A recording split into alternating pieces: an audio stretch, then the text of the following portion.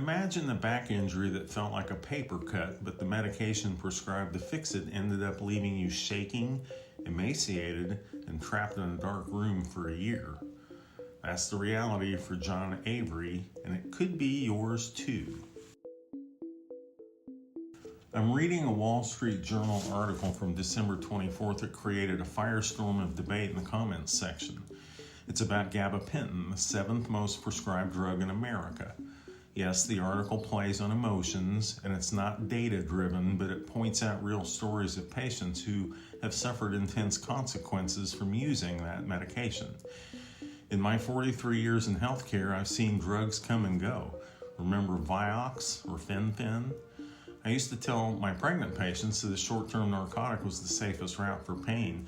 We used them in labor and delivery all the time. But today, doctors are terrified of opioids after seeing colleagues investigated by the DEA, raided by the FBI, with some going to prison for prescribing narcotics for pain management.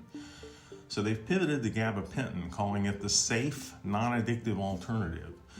But as this article proves, safe is a relative term that often ignores the most important part of medicine: informed consent. Let's look at the actual human cost highlighted in this piece. Take John Avery, 33 years old, a physical education teacher. He had a slipped disc, something that can lead to chronic low back pain. He was told gabapentin was non-addictive. He took it for just 3 weeks. But when he stopped, his body went into a tailspin. Shaking, burning sensations, muscle spasms, and a pulse that won't stop racing. He's lost so much weight, his wife says his calves are the size of her arms. His doctor told him it couldn't possibly be the drug. He was wrong. Then there's Nancy Hammer, 77 years old. She walked into a clinic for back pain and walked out with a cocktail of gabapentin and an opioid. She died the next morning because no one told her that mixing these two can literally stop your breathing. And Jessica Carmen, who's been on it for a decade for anxiety. Now she's facing tooth decay and memory loss. But she can't get off it because the withdrawal makes her feel like her body is breaking. She said, "I just don't think it's something that is meant to be used long-term like this." The common thread, every single one of them said, "I never would have taken it if I had known the risks." Here's the dirty little secret about gabapentin. It was approved for two very specific things: seizures and shingles pain. But today, 90% of prescriptions are off-label. That means the FDA hasn't vetted gabapentin for the things your doctor is prescribing it out for. Say migraines, hot flashes, simple back pain. One medical director actually called it the snake oil of the 20th century. For me, that would be statins. I've talked to you before about statins and the lack of informed consent when prescribing them.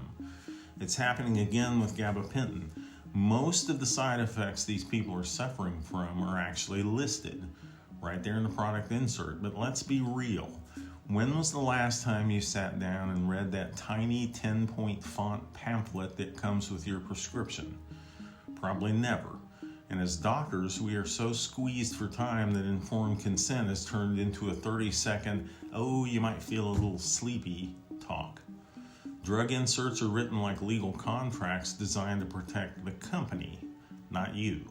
If your doctor isn't sitting you down and explaining that this drug acts on 12 different chemical pathways in your brain with some potentially devastating side effects, then you aren't giving a consent. You're taking a gamble. In my addiction medicine clinic, patients made sure they didn't run out of this drug, not because they wanted to get high, but because they were physically dependent on a substance that they were told was harmless when it was originally prescribed.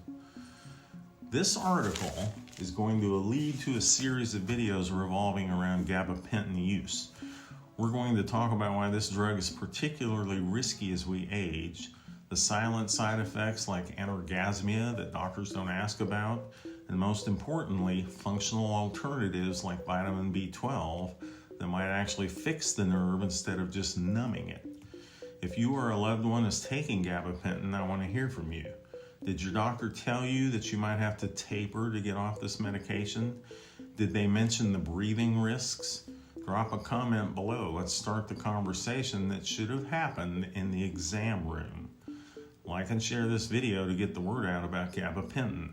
Remember to follow or subscribe to Health Without Risk, where we explore options for better health that don't involve a bunch of prescriptions. Health reimagined, risk removed.